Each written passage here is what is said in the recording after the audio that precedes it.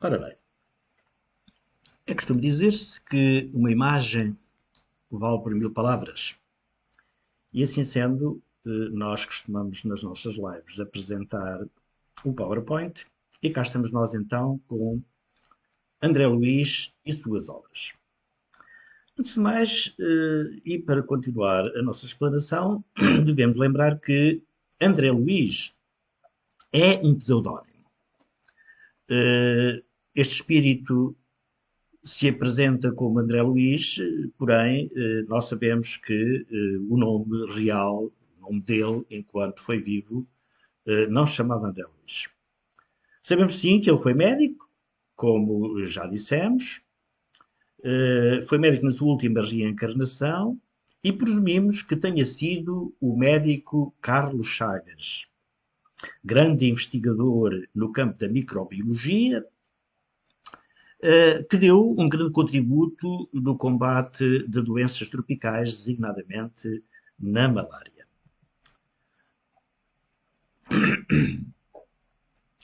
Porém, apesar de, e nós vamos continuar a chamar André Luiz, porque é o seu pseudónimo e o conhecemos como André Luiz, apesar de André Luiz ter sido médico e aparentemente um grande investigador, ao desencarnar teve que passar por desagradáveis experiências no umbral. O umbral, essa zona densa, mais densa, por onde passam muitos espíritos, porventura nós poderemos por lá passar, e que é de todo em todo desagradável. Conforme ele próprio nos conta, andou perambulando pelo umbral, André Luiz, por mais de 7 anos. A sua experiência, aliás, deveria servir de reflexão para todos nós que ainda nos encontramos na carne. Vejam bem, ele não tinha sido um delinquente comum, como os costumamos chamar, na Terra. Fora médico, e disso temos a certeza porque ele o afirma. Ele o afirma. Porém, fora um materialista convicto e, em sua vida social, terá cometido alguns excessos.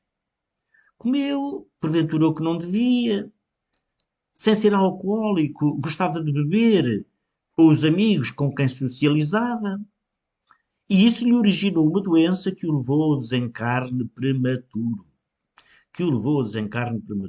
Essa, infelizmente, é uma situação que pode ser considerada suicídio, muito embora involuntário. E é a segunda coisa pior que nós podemos fazer, considerando, por exemplo, aquilo que se chama pecado, por exemplo, noutras religiões, noutras filosofias, pois o pior pecado é nós atentarmos contra a vida de alguém. O segundo pior pecado é tentarmos contra a nossa própria vida. Contra a nossa própria vida. Claro que ele, André Luiz, não foi um suicida como habitualmente os identificamos, mas foi suicida involuntário. E nessa condição se apresentou no mundo espiritual. E como tinha sido médico, a responsabilidade dos prejuízos que infligiu ao seu organismo físico nas festas mundanas de que ele gostava não puderam ser, portanto, tidas em consideração. Foi médico, tinha mais responsabilidade e logo não pôde ser absolvido na sua consciência. Eis também aqui algo que precisamos ter presente: é o conhecimento. O conhecimento é uma coisa maravilhosa, mas tem, digamos que é como com um pau de dois gumes. Quanto mais conhecimento nós tivermos das coisas, maior responsabilidade nos é atribuída. Ele era médico e, como é médico, tinha a noção de que estaria, porventura, a infligir ao seu organismo algo que o poderia prejudicar. Algo que o poderia prejudicar. Vamos ver as suas palavras desta experiência que ele teve no umbral, sendo que, como é lógico, recomendo a leitura da obra, o livro Nosso Lar, onde tudo isto está devidamente explicitado, mas nós aqui vamos apenas lembrar um pouquinho das suas palavras, dessa sua passagem no umbral. E começamos aqui com um problema que é o problema do desconhecido, medo. Em princípio, tudo aquilo que nós não conhecemos nos pode causar um certo receio, um certo medo. Vejamos o que ele diz. O receio do ignoto e o pavor da treva absorviam-me todas as faculdades de raciocínio, logo que me desprendera dos últimos laços físicos em pleno sepulcro. Vejam bem, não foi quando ele, digamos que, desencarnou propriamente dito lá no hospital, faça uma operação que ele foi submetido. Já estava no sepulcro quando se conseguiu desprender definitivamente do seu organismo físico. Atormentava-me a consciência. Preferiria a ausência total da razão. Preferiria o não ser. De início, as lágrimas lavavam-me incessantemente o rosto. E, apenas em minutos raros, felicitava-me a bênção do sono. O sono era o esquecimento. Interrompia-se, porém, bruscamente a sensação de alívio. Seres monstruosos acordavam-me, irónicos. Era imprescindível fugir deles. Reconhecia agora, dizia André Luís, a esfera diferente a erguer-se da poalha do mundo. E, todavia, era tarde. Já era tarde. Em momento algum, o problema religioso surgiu tão profundo a meus olhos. Os princípios puramente filosóficos, políticos e científicos figuravam-se-me agora extremamente secundários para a vida humana. Verificava que algo permanece acima de toda cogitação meramente intelectual. Pois é. Esse algo é a fé, manifestação divina do homem.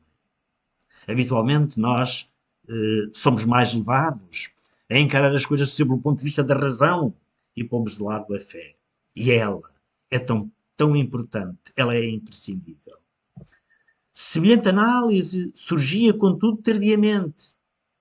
Não for um criminoso, mas a filosofia do imediatismo absorvera-me.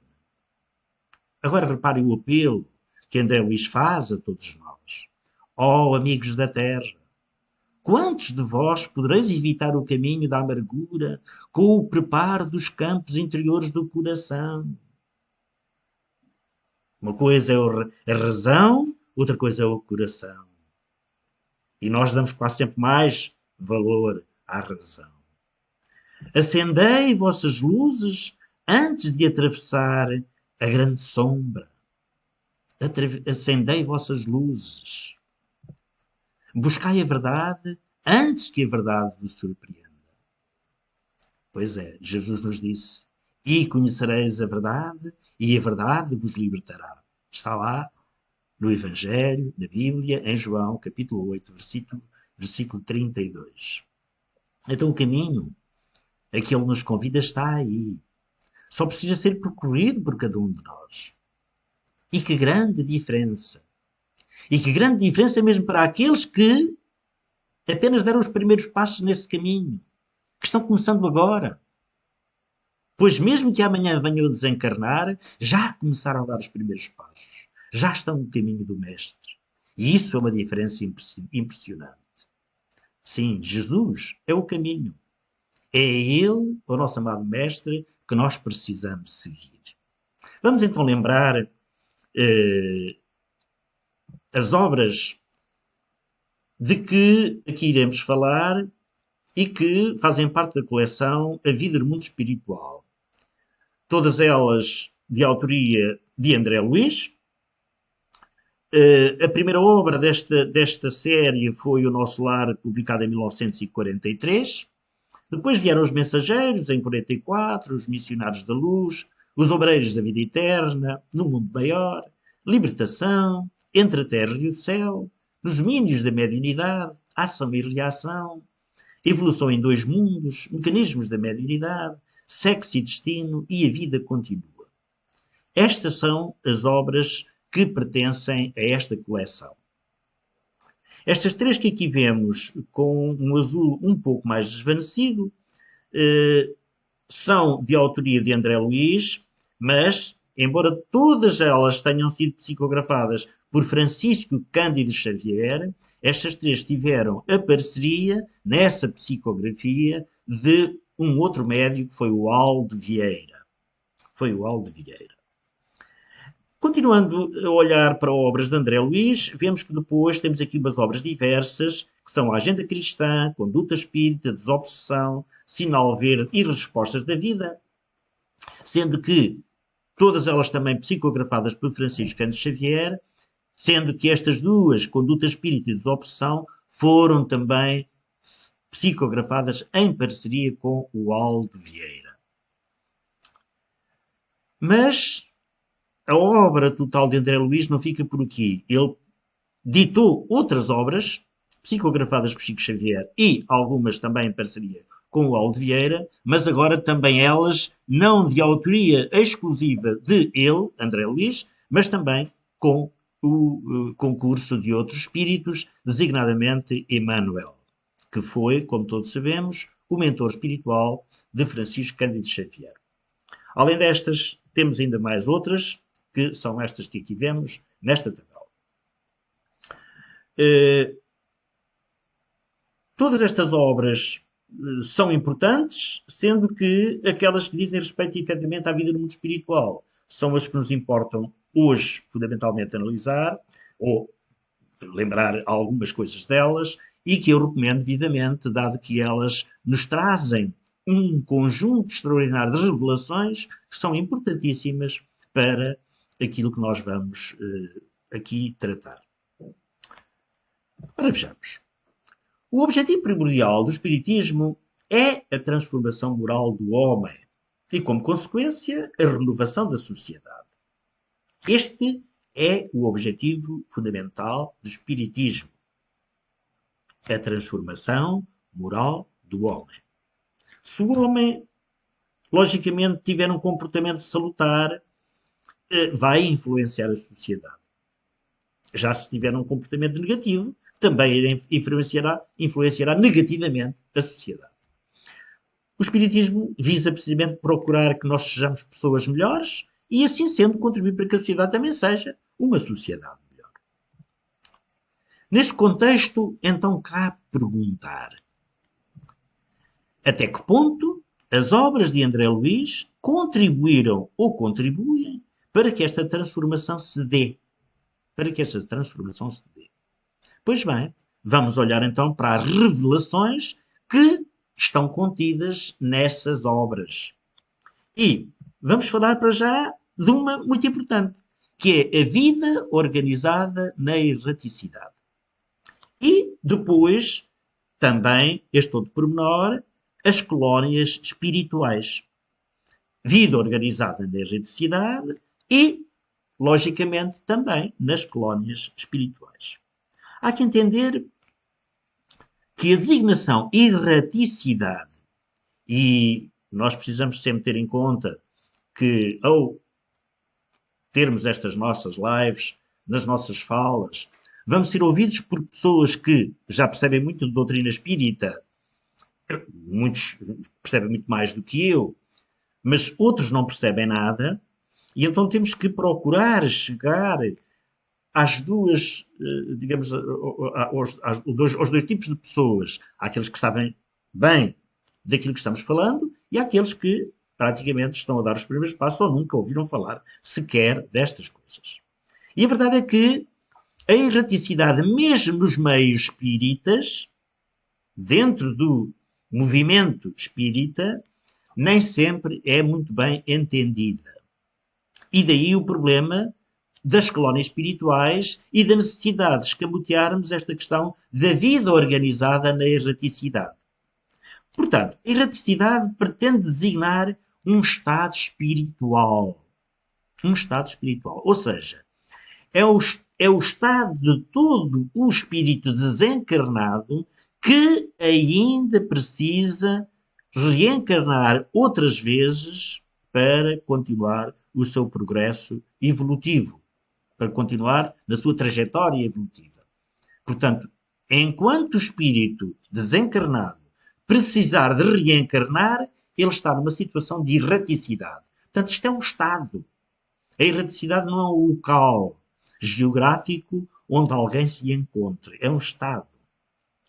E isso, portanto, independe do sítio onde esse espírito está. Não tem nada a ver, portanto, com a questão dimensional ou geográfica onde ele se encontre, mas sim com o seu estado.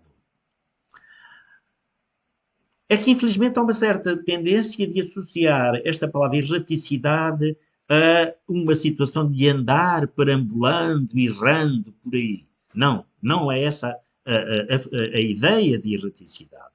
E é importante que nós possamos esclarecer isto para que não façamos confusões. É claro que nós bem o sabemos que existe uma infinidade, aos milhões, de espíritos desencarnados que perambulam por aí junto a nós. Andam perambulando e até poderíamos dizer andam por aí errando. É verdade que sim. Mas, bem o sabemos também, a grande maioria dos espíritos desencarnados não ficam por aqui junto a nós e vão para locais adequados ao seu grau evolutivo. Portanto, podem ir para sítios bons ou maus, dependendo, logicamente, da sua estrutura íntima, do quanto eles já atingiram alguma evolução ou não, mas não tem que forçosamente estar por aqui perto de nós. Vamos então ver algumas revelações que, sendo revelações nas obras de André Luiz, porventura já tiveram também abordagens, designadamente nas obras da codificação. Porque alguns companheiros nossos não aceitavam muito bem a ideia de colónias espirituais. Muito bem, vamos ver então as obras da codificação. No Livro dos Espíritos, na questão 224, pergunta Allan Kardec aos espíritos superiores: o que é a alma nos intervalos das encarnações? E lhe é respondido pelos espíritos: espírito errante que aspira a um novo destino e o espera. E depois, na questão 224A, pergunta ainda Allan Kardec: então qual poderá ser a duração desses intervalos entre reencarnações? Que duração terão esses intervalos? Vejamos a resposta. Pode ser de algumas horas a... Pois é. E aqui é que está o busilis, como costuma dizer-se. A alguns milhares de séculos. A alguns milhares de séculos. Então vejamos. Onde estaria a bondade divina caso os espíritos que precisam reencarnar-se tivessem que estar fadados a permanecer milhares de séculos numa erraticidade contemplativa, de andar por aí, sem afazeres, sem que lhes fossem direcionados os passos para atividades lúdicas ou com interesse para si próprio, para a sua evolução. Não é? Vejamos ainda o que diz a questão 226 do Livro dos Espíritos. Pode-se dizer que todos os espíritos encarnados são errantes? Pergunta Allan Kardec. Resposta. Os que devem reencarnar-se, sim. Por isso é que nós dissemos que é errante o espírito que ainda necessita reencarnar-se. Mas os espíritos puros que chegaram à perfeição não são errantes. Seu estado é definitivo. Seu estado é definitivo. Então vejam. Nesta situação, em que os espíritos já não precisam mais de reencarnar-se, onde se localizariam? Se não existissem realmente locais devidamente estruturados e adequados ao seu grau evolutivo, ficariam eternamente perambulando por aí, nessa tal erraticidade esquisita que na mente de alguns companheiros não se sabe bem onde é. Não faria sentido. Lembremos-nos o que nos disse o nosso amado Mestre Jesus. Não se turbe o vosso coração. Crede em Deus, crede também em mim. Na casa do meu pai há muitas moradas. Se não fosse assim, eu vos teria dito, pois vou preparar-vos um lugar. Está lá em João, capítulo 14, os versículos 1 a 3. Então as moradas que o Pai criou para cada um de nós são de quantidade tal que não têm sequer limite, são infinitas. São infinitas e sempre de acordo com as necessidades que nós temos. Estejamos encarnados ou estejamos desencarnados. Vamos agora ver, já vimos, portanto, em Allan Kardec, no Livro dos Espíritos, que efetivamente temos aqui indícios claros de que terá que haver colónias espirituais ou coisas semelhantes. Vamos ver o que nos diz Emanuel Swedenborg, num livro que tem como título A Verdadeira Religião Cristã. E este senhor nos diz: o universo se compõe de esferas diferentes, com vários graus de luminosidade e felicidade, e essas esferas nos servirão de morada depois da morte na Terra, de conformidade com as condições espirituais que aqui tínhamos conseguido, ou seja, com a nossa evolução espiritual. E diz mais ainda: os anjos são formas humanas ou homens. É o que vi muitas vezes, pois conversei com eles, como um indivíduo conversa com outro, ou ora com um só, ora com muitos em conjunto, e nada vi neles que diferisse do homem quanto à forma. Portanto, nós, ao desencarnarmos, vamos manter, através do nosso perispírito, a mesma configuração fisionómica que tínhamos quando ainda estávamos encarnados. Somos iguaizinhos. E diz mais: todas as vezes que falei com os anjos face a face, eu estava com eles em seus habitáculos. Seus habitáculos, que se chamam casas, são inteiramente como na Terra, contudo mais belas. Vejam bem, Emanuel Swedenborg está aqui referindo-se a casas, no mundo espiritual. No mundo espiritual. Nelas há um grande número de gabinetes, salas e quartos de dormir. Há pátios e ao redor jardins, canteiros e prados. E diz ainda: onde os anjos foram consociados, os prédios são contíguos, um perto do outro, dispostos em forma de cidade, com praças, ruas e mercados, absolutamente à semelhança das cidades em nosso mundo. Isto já ele diz no outro livro, que é O Céu e Suas Maravilhas e o Inferno. Diz ainda: foi-me permitido percorrê-las, examiná-las em todos os sentidos e às vezes entrar nas casas. Isso se deu em plena vigília, quando minha vista interior tinha sido aberta. Ou seja, isto aconteceu quando, em desdobramento, ele se deslocava ao mundo espiritual. Estas revelações antecedem Kardec cerca de 100 anos. E relativamente às revelações que André Luiz nos traz no livro Nosso Lar, em 1943, antecedem quase 200 anos. Por isso, Emanuel Swedenborg é considerado, portanto, uma daquelas personagens que se pode considerar ou chamar um precursor da doutrina espírita ou do espiritismo. Porque ele trouxe muito antes ideias semelhantes àquilo que depois, mais tarde, viria a ser compilado por Allan Kardec. Mas, ainda no que diz respeito às revelações que nos têm chegado, põe-se a questão: será que terá sido apenas Emanuel Swedenborg a fazer revelações sobre colónias espirituais antes de André Luiz? Não. O Sr. Andrew Jackson Davis, americano, nascido em 1826 e desencarnado em 1910, em suas obras faz referências várias, precisamente ao mundo espiritual e à vida organizada que lá existe. Depois temos um conjunto de outros autores espirituais e médiuns que receberam obras diversas, como estas que aqui estamos a ver, que nos dão ideia, efetivamente, do que é a vida no mundo espiritual. Portanto, desde 1913 a 1935, que nós temos aqui várias obras, vários autores a falar-nos do que é a vida no mundo espiritual.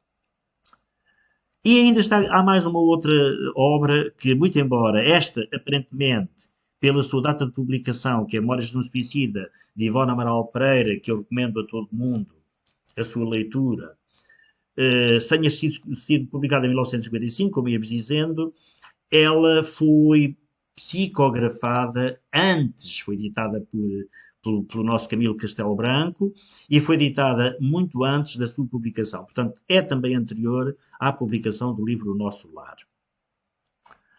Portanto, reparem, só aqui já temos um conjunto alargado de obras que antes, inclusivamente, de André Luiz nos vir fazer a revelação de que a vida está estruturada, devidamente organizada e que existem colónias espirituais para onde nós vamos quando desencarnarmos, outros autores não tinham feito. E não é apenas estes, porque existem outras obras onde isso é relatado, muito embora, como compreenderão, não tinha, portanto, hipótese de pôr aqui todas. São estas apenas algumas obras de referência. Mas ainda voltando a Allan Kardec, será que com Allan Kardec também não terá havido outras revelações? Houve efetivamente. Houve efetivamente. Na Revista Espírita de agosto de 1858, o espírito Bernardo Palissy, através do médium Victorien Sardou, faz descrições muito interessantes da vida espiritual e diz aqui, relativamente, porque ele na altura já estava habitante de Júpiter, e que diz assim: os habitantes de Júpiter têm os seus lares comuns e suas famílias, grupos harmoniosos de espíritos simpáticos, unidos no triunfo após o terem sido na luta. O que é que isto quer dizer?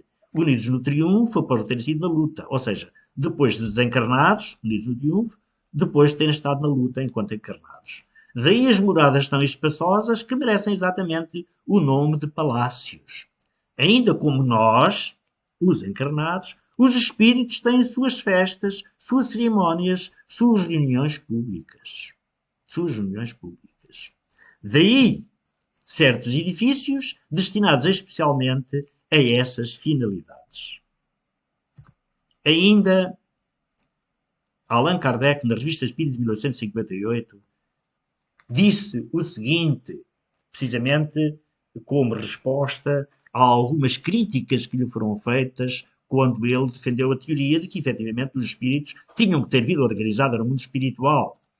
E então diz assim Allan Kardec: para certas pessoas convencidas da existência do espírito, e aqui não cogito de outras, repara, ele está-se a referir aos espíritas e não aos descrentes, deve ser motivo de espanto que, tal como nós, os encarnados, os espíritos tenham suas habitações e as suas cidades. E é muito interessante ir lá à Revista Espírita de agosto de 1858, ler o resto da descrição que Allan Kardec faz. Claro que eu só ponho aqui um bocadinho para vos despertar a curiosidade de irem lá ver. E também ainda na revista de agora de maio de 1868, Joan Caspar Lavater, espírito, diz o seguinte: os espíritos, dos quais hoje me sinto feliz em fazer parte, formam também eles povos, mundos, mas não têm raças. Estudam, veem os seus estudos, podem ser inconcebivelmente maiores, mais vastos que os estudos dos homens. E agora, do livro O Céu e o Inferno, vejamos o que nos diz a Condessa Paula, que é catalogado como um espírito feliz. As esplêndidas festas terrenas, em que se ostentam os mais ricos paramentos, o que são elas comparadas a estas assembleias de espíritos, resplendentes de brilho, que as vossas vistas não suportariam, brilho que é o apanágio da sua pureza. Os vossos palácios, dourados salões, que são eles comparados a estas moradas aéreas, vastas regiões do espaço, matizadas de cores que obumbrariam o arco-íris. Vejam bem como a Condessa Paula se refere às maravilhas que existem no mundo espiritual. Ainda na questão 279 do Livro dos Espíritos, Allan Kardec fez esta pergunta. Todos os espíritos têm acesso reciprocamente uns junto dos outros? Ou seja, os espíritos podem se misturar assim à vontade uns com os outros? Vejamos a resposta. Os bons vão por toda a parte e é necessário que assim seja, para que possam exercer a sua influência sobre os maus. Mas as regiões habitadas. O que é uma região habitada? Pelos bons, são interditadas aos imperfeitos, a fim de que não levem a elas o distúrbio das más paixões. Ou seja, aqui já estava cá, claramente, a ideia de que existiriam habitações no mundo espiritual. Ora, onde há habitações, há organização estruturada, não é? Haverá cidades. Nós, os espíritas, fundamentalmente, todos, mas fundamentalmente os espíritas, precisamos ter sempre presente os ensinamentos de Kardec. E há um que é muito importante nós tê-los sempre na nossa mente, que é quando ele diz, e está lá na Gênesis, no seu primeiro capítulo, o seguinte: os espíritos não ensinam senão apenas o que é necessário para guiar no caminho da verdade, mas eles se abstêm de revelar o que o homem pode descobrir por si mesmo, deixando o cuidado de discutir, verificar e submeter tudo ao caminho da razão, deixando mesmo muitas vezes que adquira experiência à sua custa. Então precisamos estar realmente atentos nas questões respondidas pelos espíritos. Se estivermos atentos a essas questões, que estão lá grafadas nas obras da codificação, vamos descobrir muitas revelações que se lá encontram, porque nem tudo nos é dado de mão beijada. Os espíritos querem que nós trabalhemos, que nós nos esforcemos. Devemos também ter em conta o que nos diz o benfeitor espiritual Emmanuel, através de Chico Xavier. Cada plano recebe daquele que lhe é superior apenas o bastante ao seu estado evolutivo, sendo de efeito contraproducente ministrar-lhe conhecimentos que não poderia suportar. Ao tempo de Allan Kardec, o mundo ainda não estava preparado para digerir toda a verdade. Se virmos bem, nós hoje ainda não estamos preparados para digerir toda a verdade. Aliás, nem nunca estaremos.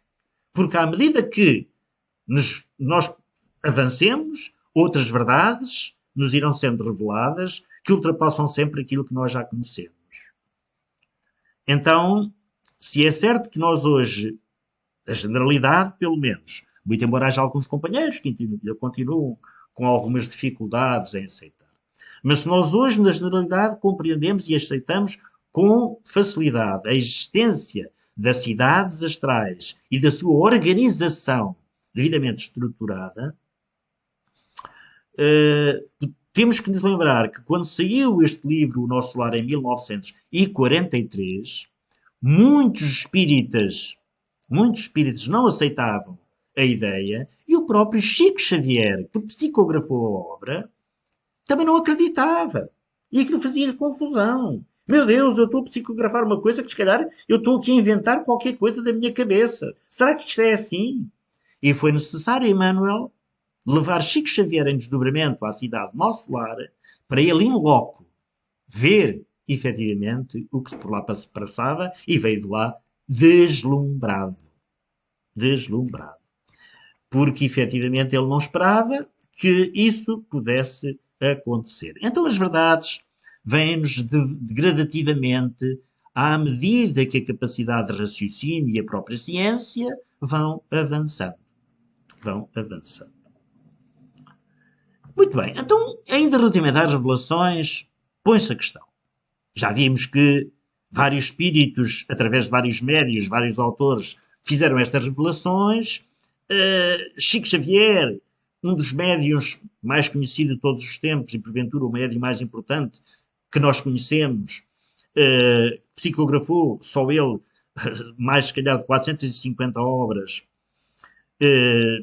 nos revela através dessas obras, da autoria de André Luiz, nos faz estas revelações, E depois toda a questão, e outros médiuns também de renome, será que também falam assim das colónias espirituais, também acreditam? E qual é o outro médio de referência que nós temos? Divaldo Pereira Franco, não é? Todos o sabemos.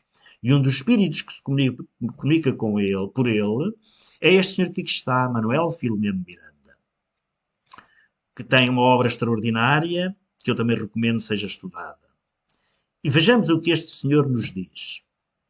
Causam estranheza e muitas vezes recebem críticas ácidas as revelações em torno da realidade do mundo espiritual, das suas estruturas físicas e a organização comunitária, que são tidas como fantasias de mentes delirantes ou de médios portadores de transtornos megalómanos.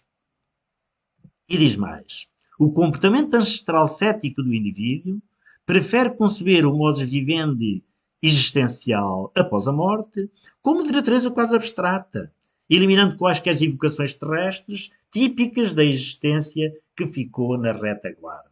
Vejam, portanto, o que Manuel Filomeno Miranda, espírito, nos está a dizer através da psicografia mais que segura de Divaldo Pereira Franco. E diz ainda: teima-se em negar ainda as características que evocam os complexos da civilização humana no orbe. E esquecem-se que, sendo a expressão carnal, as comunidades físicas são condensações da energia no plano da matéria organizada. Porém, procedentes do mundo espiritual, que é a causa, que é causal. É o mundo espiritual é que é causal. Pululam, diz ele, assim, desse modo, no orbe terrestre e à volta dele, cidades e conglomerados com instituições, hospitais, escolas, bibliotecas, casas da música, sabe, tudo aquilo que nós pudermos e queiramos imaginar. E hábitos humanos, às vezes tão semelhantes que um observador menos atento suporia encontrar-se na Terra. Um observador menos atento, perante todas aquelas realidades, até pensaria que estaria na Terra. Está lá no livro Reencontro com a Vida, psicografado por Divaldo em 2015. Então, como vemos, pelas revelações de Manuel Filomeno Miranda, existem sim os chamados planos astrais, onde a vida continua, pois Deus não seria Deus se não tivesse planeado instâncias de trabalho apropriadas ao progresso que nos cumpre fazer.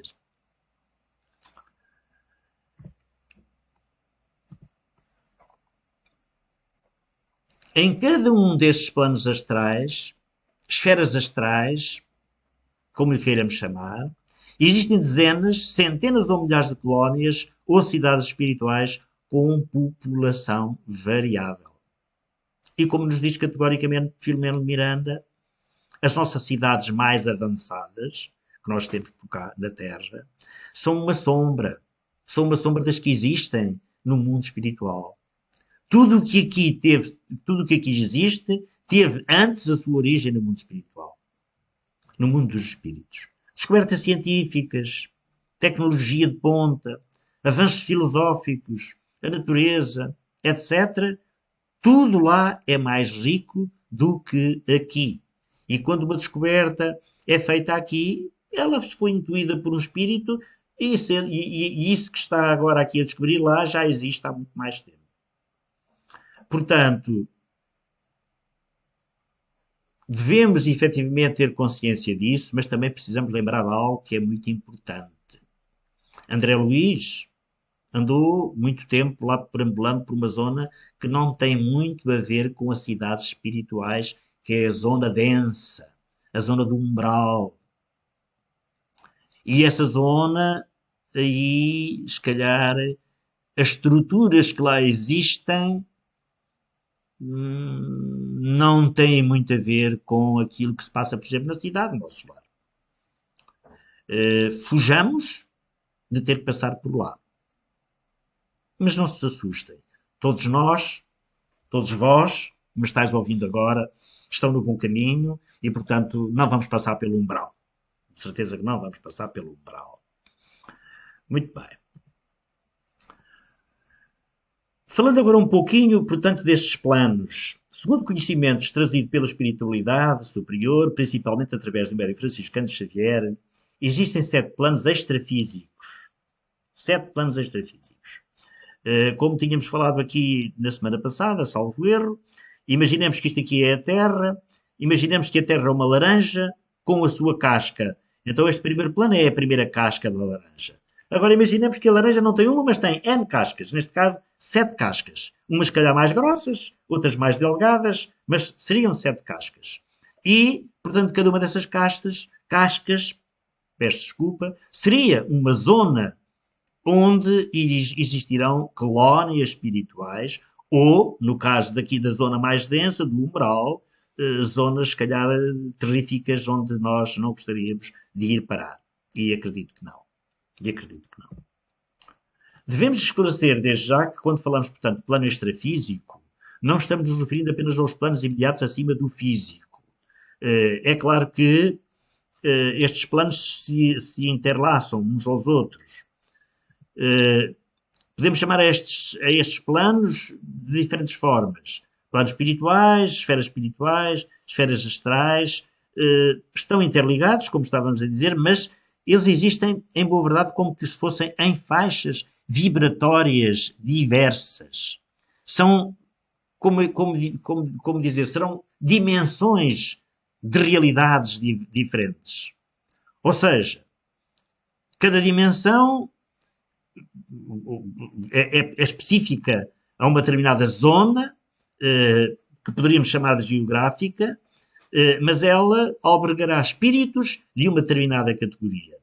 Como vimos naquela questão de Allan Kardec, nem todos podem perambular por onde querem, porque alguns não podem ir a sítios onde porventura iriam, digamos, criar complicações. E então eles não podem pura e simplesmente ir. Não existem barreiras físicas, existem barreiras energéticas que vão, portanto, criar essas tais diferenças dimensionais. Há uma questão que realmente nós podemos aqui desde já abordar. É comum dizer-se que os espíritos desencarnados, aqui, no plano em que nos situamos, podem atravessar as portas, podem atravessar paredes com a maior das facilidades. É verdade. Porém, esses mesmos espíritos que aqui conseguem atravessar as portas e as paredes, as nossas portas e as nossas paredes, que são bem grosseiras, não é? Quando regressam ao mundo espiritual de onde vieram, lá não vão poder atravessar as portas e as paredes das habitações que lá existem. Sendo elas, apesar disso, muito mais tenues do que estas aqui. Porquê? Porque as paredes que lá existem são da mesma estrutura específica do seu corpo espiritual, ou seja, do seu perispírito. Então, estão, digamos assim, em realidades que são semelhantes. E assim sendo, para eles a matéria que lá está é tão compacta como é a matéria que nós temos aqui. E isso é algo que precisamos compreender. Por outro lado, se por exemplo um desses espíritos viesse até aqui, imaginem aqui a sala onde me encontro, com um dos seus veículos, e eles têm realmente veículos, eu podia vir, claro, calmamente, porque esse veículo não me incomodaria rigorosamente nada. Até porque eu não iria vê-los, nem a eles, nem ao veículo. E, portanto, poderia passear por aqui sem problema nenhum. Da mesma maneira que, para que não vos faça confusão, se porventura, imaginemos uma nave, um foguetão que leva um satélite aí para o espaço, que atravessa aqui pelos diversos planos espirituais por aqui acima, geograficamente falando, assim é. A verdade é que esse foguetão não vai perturbar minimamente a vida do que se lá passa, porque eles estão noutra dimensão. Então a relatividade é diferente. É diferente. Eles não vão ver passar esse tal foguetão que por lá passa. São realidades diferentes. São dimensões diferentes. Então, os livros de André Luiz nos dão conta daquilo que se passa nas 3 primeiras esferas espirituais. Voltamos aqui à Terra, primeira esfera, segunda esfera, terceira esfera. Portanto, André Luís nos fala fundamentalmente destas esferas. O que está para cima, ele não pode falar delas, porque ele, em verdade, não tem condições espirituais para ir lá. Outros espíritos mais evoluídos que ele vão e têm feito efetivamente referências, mas não André Luís. Segundo ele, estas faixas vibratórias, qualquer destas faixas vibratórias, destas três faixas vibratórias, são formadas de inúmeras cidadelas espirituais, umas maiores, outras menores, onde se reúnem espíritos em condições evolutivas semelhantes. Semelhantes, ou seja, de semelhante atrai semelhante. Muito bem. Sobre as questões de caráter doutrinário e sobre a vida no mundo espiritual, podemos, pois, dizer que as revelações nas obras de André Luís encontram um paralelo também em outras obras, designadamente nas próprias obras da codificação. E agora, relativamente à ciência, o que é que as revelações de André Luís trazem de ganho ou de mais-valia, portanto, à ciência? Vamos ver. Vamos ver. André Luís, discorrendo sobre as bases que originam doenças, com a série A Vida no Mundo Espiritual, trouxe informações inusitadas sobre a fisiologia humana. Então põe-se esta questão. Será que essas informações encontram hoje a respectiva confirmação por parte da ciência? E nesse contexto, poderemos afirmar que, com sua obra, André Luís prestou um grande contributo à ciência médica? Vamos ver dois casos. Um deles, a diferenciação celular. E ver até que ponto é que, efetivamente, as obras de André Luís terão feito aqui realmente alguma diferença. Lembremos que o corpo humano de um adulto é formado por aproximadamente 50 a 100 trilhões de células. Cada uma dessas células origina-se do ovo, o zigoto, que por sua vez é formado através da fecundação do gameta feminino, o ovócito, pelo gameta masculino, o espermatozoide. O zigoto carrega em seu núcleo, nos cromossomos, o genoma, ou seja, o código genético responsável pelas características do novo ser em formação. Conforme André Luís nos informa em Missionários da Luz, o espermatozoide fecundador pode ser selecionado previamente, de modo a permitir que o espírito carregue em seu corpo físico, o espírito reencarnante, carregue em seu corpo físico o potencial genético mais apropriado aos seus planos e às suas necessidades reencarnatórias.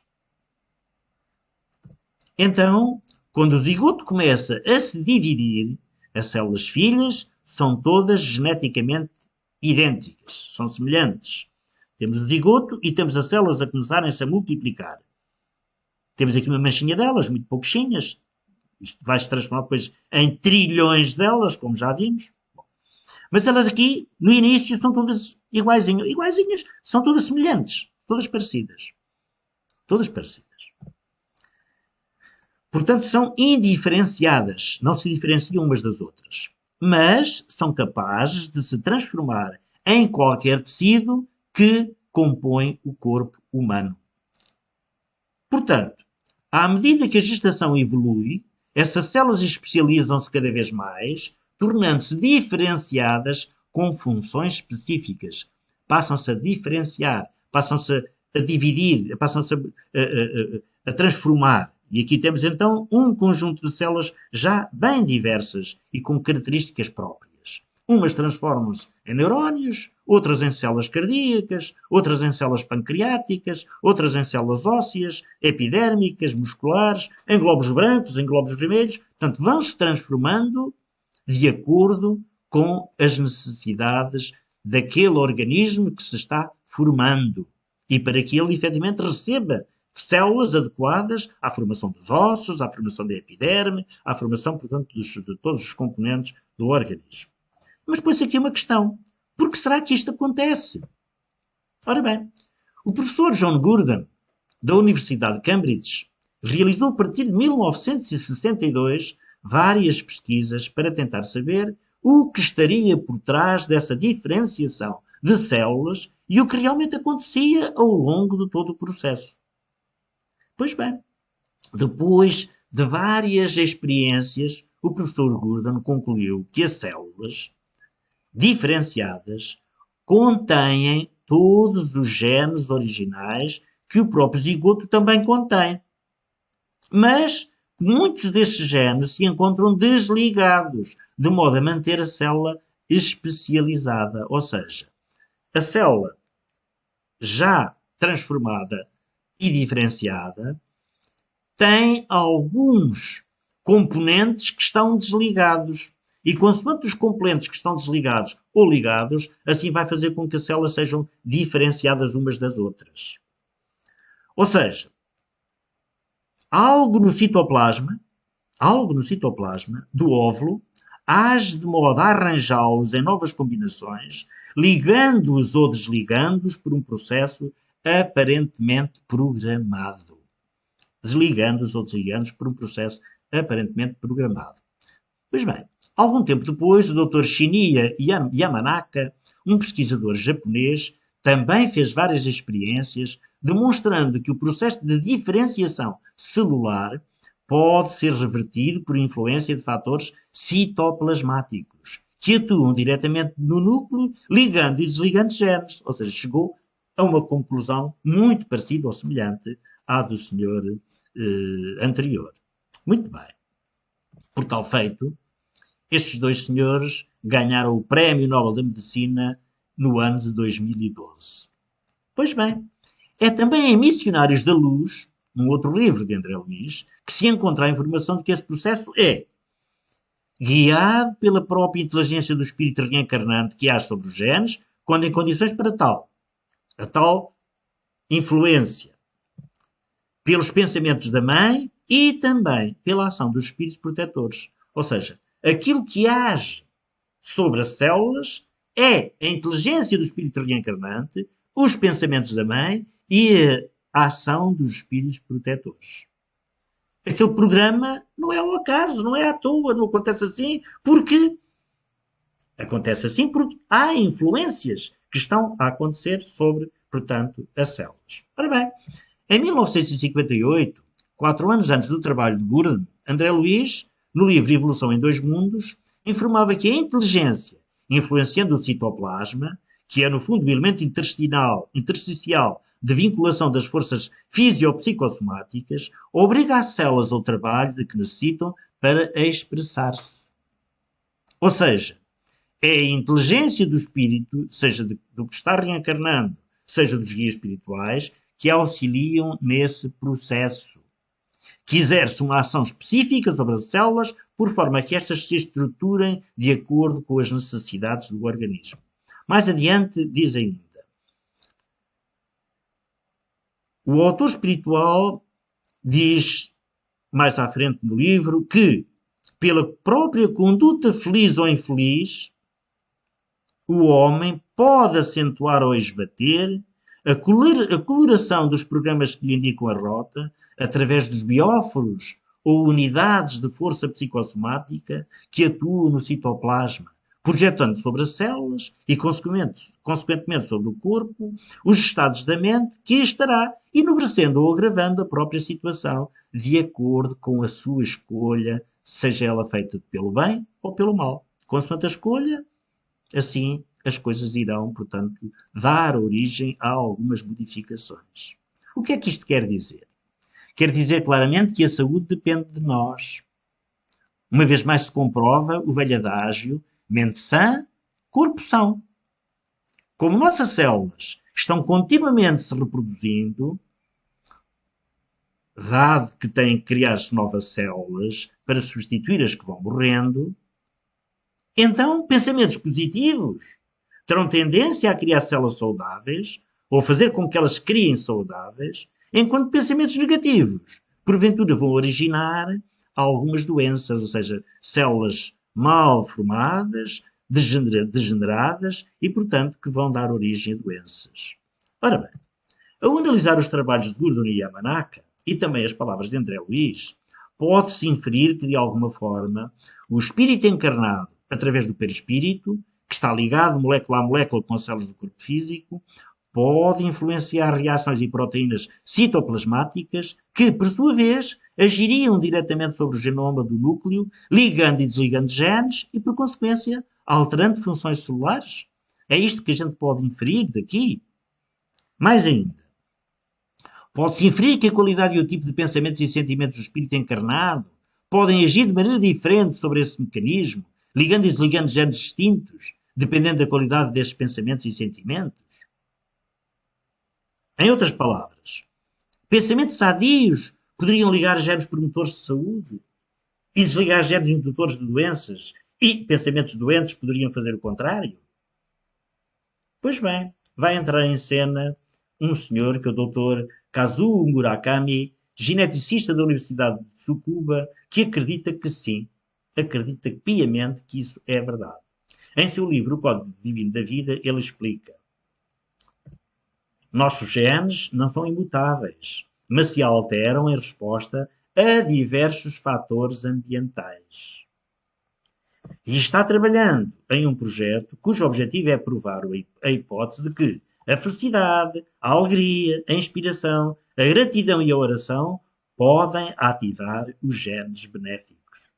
Ou seja, afinal comprova-se o velhadagem, como já tínhamos dito, mente sã vai dar origem, efetivamente, a um corpo são. Como nossas células estão continuamente reproduzindo, se os nossos pensamentos forem positivos, elas vão se reproduzir bem, e o contrário também é verdadeiro, como já tínhamos, portanto, analisado. Vamos ainda ver agora aqui o que o Sr. Jorge Cecílio Daer, membro da AME Brasil, endocrinologista, nos diz. Ele informa que André Luiz descreve uma fisiologia transdimensional que ainda mal se começou a estudar na área médica. Este senhor, que é médico, nos faz esta observação. E diz mais. André Luiz escrevia como se tivesse a finalidade de escrever o diário de um jovem cientista, que relata o cotidiano das suas descobertas e o avanço do seu conhecimento ante uma nova ciência. E sobre o outro tema que tínhamos falado em dois, que é a glândula pineal, André Luiz fez importantes revelações em toda a sua obra, consolidada nos livros Missionários da Luz, No Mundo Maior, Entre a Terra e o Céu e Evolução em Dois Mundos.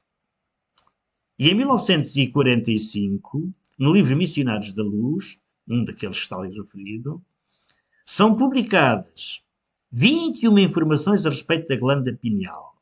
A glândula pineal é esta glândula pequenininha que está aqui, parece um feijãozinho, parece uma pinhazinha pequenina e que tem funções específicas. Segundo a ciência, esta pequena glândula é uma glândula endócrina que, porque produz melatonina, exerce influência no regulamento do ciclo do sono e no controle das atividades sexuais e de reprodução. Na visão espírita, a pineal é também considerada o ponto primordial da ligação entre o corpo físico e o espírito. É através da pineal que se dá a ligação, que se dá, digamos que, este fenómeno que chamamos mediunidade. Com o trabalho de André Luiz, sabemos que ela, a pineal, é o órgão responsável por essa mediunidade, porque é através dela, portanto, que ela se processa. Muito bem.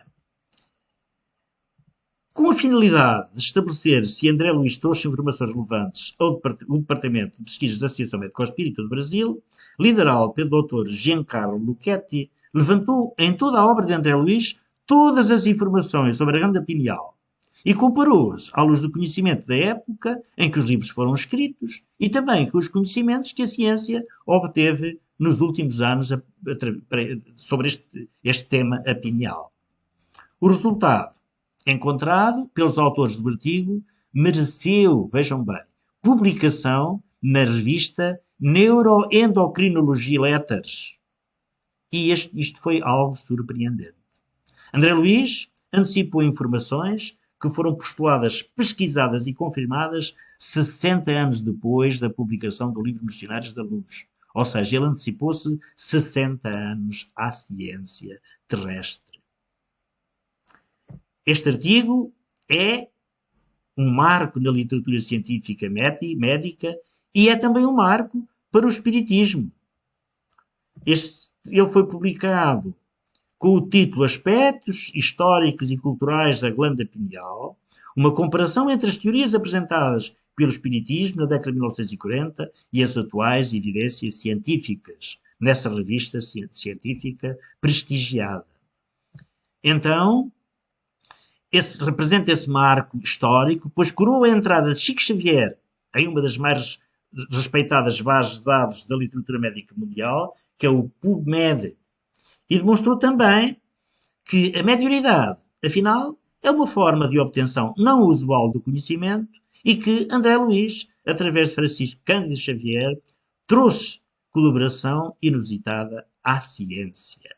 Vejam bem, portanto, que as obras de André Luiz trouxeram uma colaboração interessantíssima à ciência. A ciência está a chegar a conclusões que, muitos anos antes, nas obras de André Luiz já lá estavam, e daí que nós sabemos que os médicos têm sido grandes estudiosos dessas obras, especialmente os médicos que, logicamente, são espíritas, porque, como também sabemos, há muitos médicos que o não são. Mas aqueles que já abriram a sua razão para o espiritismo, têm feito um estudo aprofundado dessas obras e ali encontram conhecimentos extraordinários. Portanto, revelações que vêm muito antes de depois outros cientistas de cada terra as virem a descobrir. Então, cada um é fruto do seu passado espiritual. A contribuição da doutrina espírita na formação psicossomática e educativa do homem é de grande relevância, porque baseada na reencarnação, equaciona o problema do ser, preparando-o para o futuro. Com a riqueza de informações que encontramos nas obras de André Luiz, que, embora de caráter científico, estão, sim, perfeitamente acessíveis à compreensão de todos, resta-nos saber delas tirar partido, portanto, desse manancial extraordinário, a fim de que o possamos aproveitar com vistas à construção de um futuro mais risonho para cada um de nós. Nós, os espíritas, não somos muito diferentes dos outros. Somos mais felizes, sim, do que muitos outros que ainda não encontraram os caminhos, os horizontes que esta doutrina nos propicia. Mas precisamos ter sempre atenção que realmente o verdadeiro espírita se reconhece pela sua transformação moral, mas também pelos esforços que faz para domar suas más inclinações. O que é que isto quer dizer? Que nós não somos perfeitos. Longe de nós a ideia de que, enquanto espíritas, somos perfeitos. Ah, não. Talvez saibamos algumas coisas que outros que não são espíritas ainda não sabem. O que não quer dizer que esses outros que não são espíritas não saibam coisas, porque de certeza isso acontece, que nós outros também não sabemos. Porém, não há dúvida que a doutrina espírita nos abre horizontes de conhecimento que, efetivamente, nos alegram e nos enriquecem. Nos alegram e nos enriquecem.